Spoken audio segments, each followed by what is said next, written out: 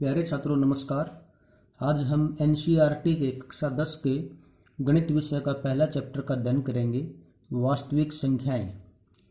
Chapter की शुरुआत करने से पहले हम पिछली कक्षाओं में पढ़ी गई संख्याओं के बारे में डिस्कस कर लेते हैं। प्राकृत संख्याएं, पहला है प्राकृत संख्याएं, जिन्हें हम नेचुरल नंबर कहते हैं। इन्हें हम n के द्वारा दर्शाते हैं। ये संख्याएं हैं 1, 2, 3, 4 एंड सो ऑन। नेक्स्ट है पूर्ण संख्याएं। पूर्ण संख्याएं होल नंबर कहते हैं इन्हें W के द्वारा दर्शाया जाता है। ये है 0, 1, 2, 3, 4 एंड सो ऑन। आगे है पूर्णांक। पूर्णांक को हम इंटीजर कहते हैं। इन्हें जड़ द्वारा दर्शाया जाता है। ये ऋणात्मक भी होते हैं और धनात्मक भी होते हैं, जैसे -4, -3, -2, -1, 0, 1, 2, 3, 4 एंड सो ऑन। ये ऋणात्मक पूर्णांक हैं। ऋणात्मक पूर्णांक हैं। और ये 1, 2, 3, 4 जो हैं ये धनात्मक पूर्णांक है। धनात्मक पूर्णांक। ध्यान दीजिए, 0 यहाँ न तो ऋणात्मक है और न ही धनात्मक पूर्णांक है। नेक्स्ट आगे है परिमेय संख्याएं। परिमेय संख्याएं। परिमेय संख्याओं को हम रैशनल नंबर कहते हैं। परिमेय संख्याएं वे होती हैं जिन्हें P/Q के रूप में लिख सकें। वे परिमेय संख्याएं होती हैं,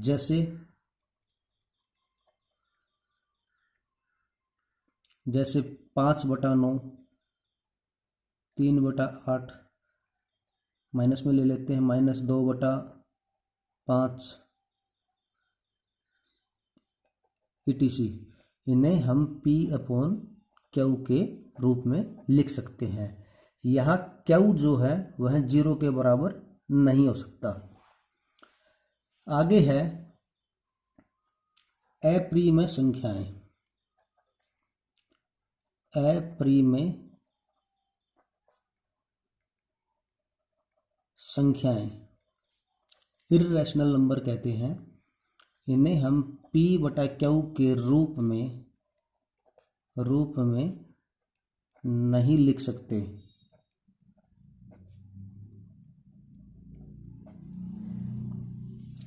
जैसे √2, √3, √5 और पाई। पाई भी एक अपरिमेय संख्या है, एक्सेट्रा। आगे पढ़ेंगे हम वास्तविक संख्याएं, जो हमारे चैप्टर का नाम है वास्तविक संख्याएं। ये वो संख्याएं हैं जिनमें परिमेय और अपरिमेय दोनों संख्याएं आती हैं। यानी परिमेय और अपरिमेय संख्याओं का समूह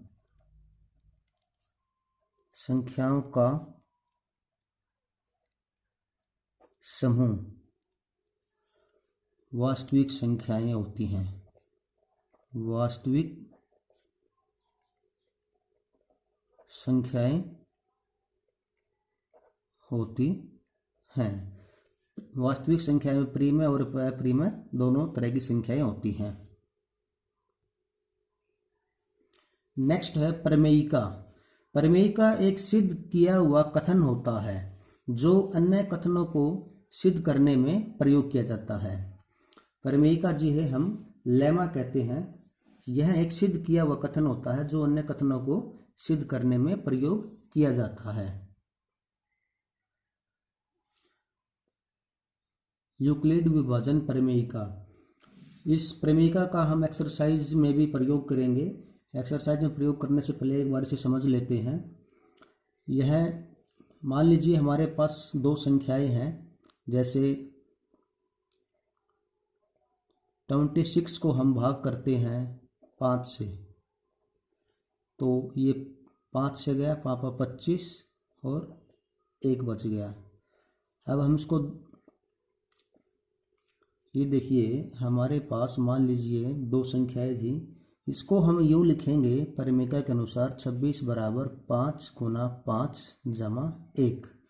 इसे हम आगे भी भाग करेंगे, यूँ आगे भाग करेंगे, इस 5 को हम यहाँ लेके आएंगे और फिर इसको हम यूँ भाग करेंगे। तो जब तक हमारा रिमाइंडर शून्य नहीं हो जाता तब तक यह प्रक्रिया चलती रहती है। इसमें हमें जो बड़ी संख्या होती है वह हमें भाज्य में लेनी पड़ती है और छोटी संख्या जो है वह भाजक का रूप होती है। इसे हम यूक्लिड विभाजन परिमिका को जो हम a बराबर बी क्यू प्लस आर के रूप में लिखते हैं, जहां आर की जो वैल्यू है वो जो शून्य से बड़ी या बराबर होती है और बी से छोटी होती है, बी यानी भाजक से हमेशा छोटी होती है। तो एक बार इसको लिख लेते हैं। दो धनात्मक पूर्णांक a और b दिए रहने पर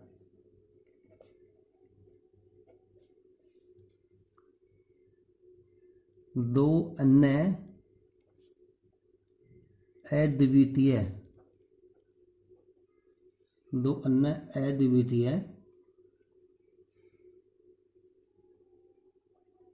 पूर्ण संख्याएं Q और R विद्यमान हैं, जैसे a बराबर बी क्यू प्लस आर।